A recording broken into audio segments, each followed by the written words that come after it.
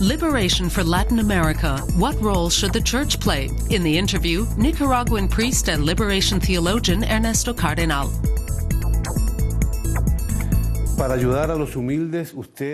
You and the Sandinistas launched a revolution to help the poor. It was hard. It was difficult. But now, 30 years later, the critics say there's a new dictatorship. What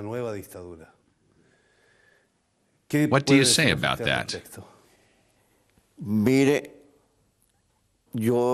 Well, I'm against the current government, and that's all I can say. It would not be advantageous for me. That's all. Are you afraid to talk? It's not good for me to talk about this.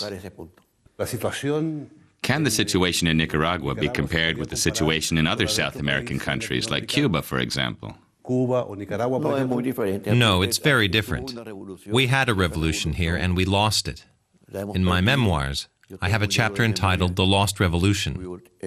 Right now, there's no revolution, but we had one, a beautiful one. Nicaragua has a special history. Could this beautiful revolution come back sometime? It should.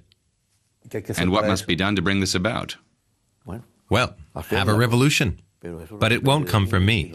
It must come from the next generations, and it won't happen immediately. Nicaragua is a very poor country. Only Haiti is poorer in Latin America. Yes, Haiti. It has suffered war as well as natural disasters. Why has this country been forgotten by God's grace?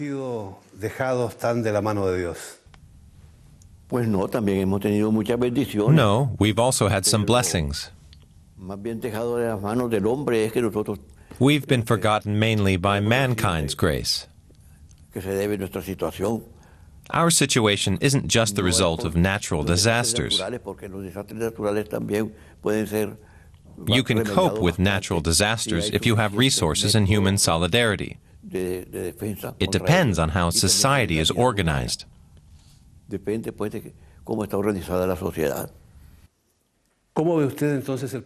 do you see the political situation in South America in general? Is the trend in favor of the left or in favor of business interests? A second independence movement is taking hold. The first was to gain independence from the Spanish Empire, and now we're gaining independence from the North American Empire. Some South American countries have already gained independence from the United States, and others are on their way to independence. Of the South American presidents who define themselves as socialist, Hugo Chavez is, or claims to be, the most Catholic. Is Hugo Chavez a point of reference for Catholics in South America, for leftist Catholics at least? Who knows? I don't know. I think in Venezuela, his religious convictions and his statements don't have a great audience. But for me, this is important, and I'm very pleased. What role do you think the Catholic Church is playing in the so-called revolutionary processes and in the actions of some groups who want to return to... There are two churches. One serves the rich, and the other serves the poor. And these two churches are present in Nicaragua, in South America, in the United States, in Europe, in Rome. But there's only one true Church of Jesus Christ, and it's the one for the poor.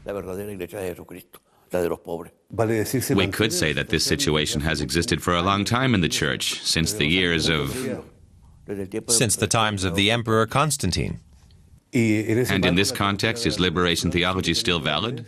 Of course. It's the theology of the gospel, which means liberation. The Greek word was evangelion and meant good news, and Jesus' message was liberation and salvation for the poor. That's exactly what liberation theology is all about. Staying with the Catholic Church, you know that in Germany the Church is going through a deep crisis caused by revelations that priests sexually abused youths. What do you think about that? It's a very strange thing because it didn't happen before. I'm very surprised that these things are appearing now. In the past centuries, there were no accusations like these. Could it be a problem that comes from the vow of celibacy? That's possible, but it would surprise me very much. I don't have a sure explanation.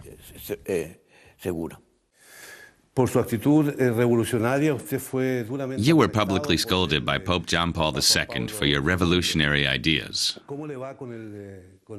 How is your relationship with the German Pope, who, as guardian of the faith, plays a role as... Neither good nor bad. We have no relationship.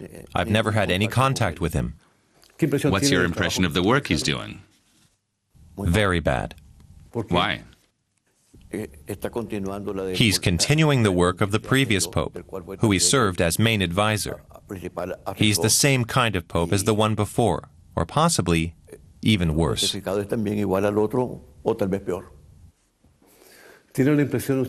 a man of liberation theology, you are close to poor people. Do you have the impression that their problems have become worse in South America in the last years?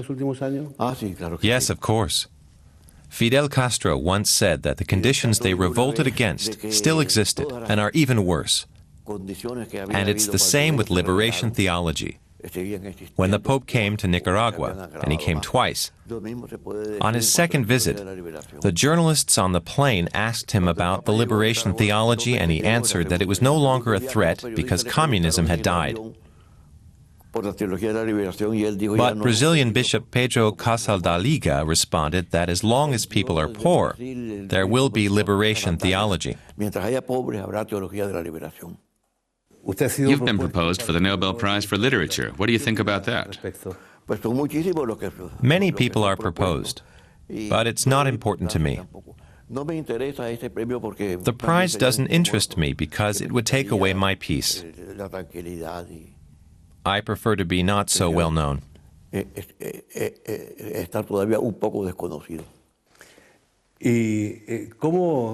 how do you live now that you are 85 years old? You want to live quietly, writing, making sculptures? I live almost like a hermit. And when I must travel for my work, which I need because I have no other income outside of what I make through my activities, I just treat that like work. Here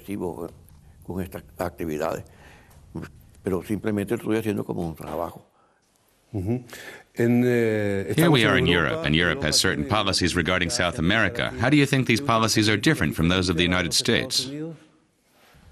Yes, it's different. Perhaps not very different, but it's different to a certain extent. The Europeans try to reach agreements with Central America, with... Of course, there's much more solidarity from these governments than from the United States. How do you see the future of South America, Don Ernesto? Absolute independence with the completion of the second independence. And what does that mean? How will it come true? Being independent from the United States, like gaining independence from Spain. It's about not being dependent on the North American Empire any longer. Do you think President Obama is doing the same things as the previous president? No, absolutely not. But there are things he cannot control. There are things that go far beyond the power of the American president. I mean economic and military affairs. Don Ernesto, thank you for this interview. You're welcome.